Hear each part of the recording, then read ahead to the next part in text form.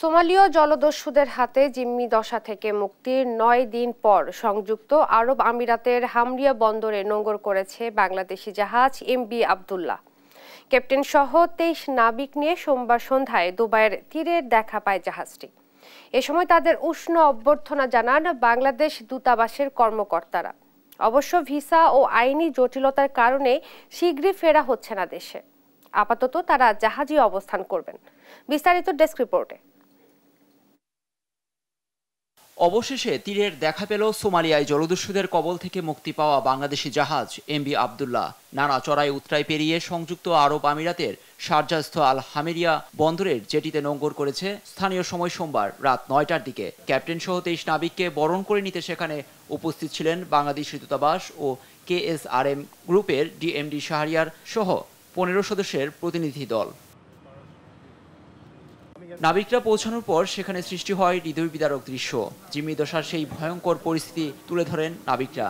সাংবাদিকদের সঙ্গে কথা বলেন এমভি আবদুল্লাহর ক্যাপ্টেন।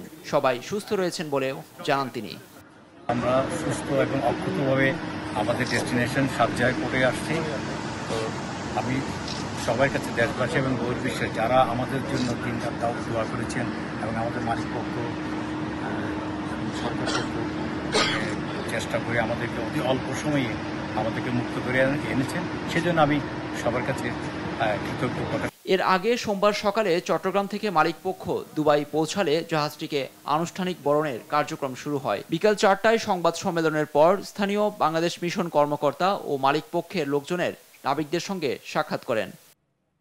বাংলাদেশের মিশন কর্মকর্তারা জানান নাবিকরা সুস্থ রয়েছেন, তবে তাদের দেশে ফেরা নিয়ে রয়েছে আইনি ও ভিসা জটিলতা। প্রথম দুজন নাবিক উড়োজাহাজে দেশে ফেরার কথা থাকলেও সেই সিদ্ধান্তে পরিবর্তন এসেছে। ভিসা জটিলতা শেষ হওয়ার পরই জানা যাবে কবে নাগাদ ২৩ নাবিক দেশে ফিরতে পারবেন। সেই পর্যন্ত থাকবেন জাহাজেই। আমরা প্রত্যেকটি নাবিকের সাথে কথা বলেছি, তারা সুস্থ আছে, তাদের মনোবল যথেষ্ট চাঙ্গা আছে। ২৩ জনের কেউই বাংলাদেশে ফিরে যাচ্ছেন না, তারা সবাই এই জাহাজেই থাকছেন। গেল ১২ই মার্চ আফ্রিকার মোজাম্বিক থেকে কয়লা বোঝাই করে সংযুক্ত আরব আমিরাতের আসার পথে KSRM গ্রুপের বাংলাদেশি পতাকাবাহী জাহাজ এমভি আবদুল্লাহ সোমালিয়া জলদস্যু দ্বারা আক্রমণের শিকার হয়। প্রায় ৩১ দিন জিম্মি দশায় থাকার পর গত ১৩ই এপ্রিল মুক্তিপণের মাধ্যমে ছাড়া পান নাবিকরা। নিউজ ডেস্ক, দেশ টিভি।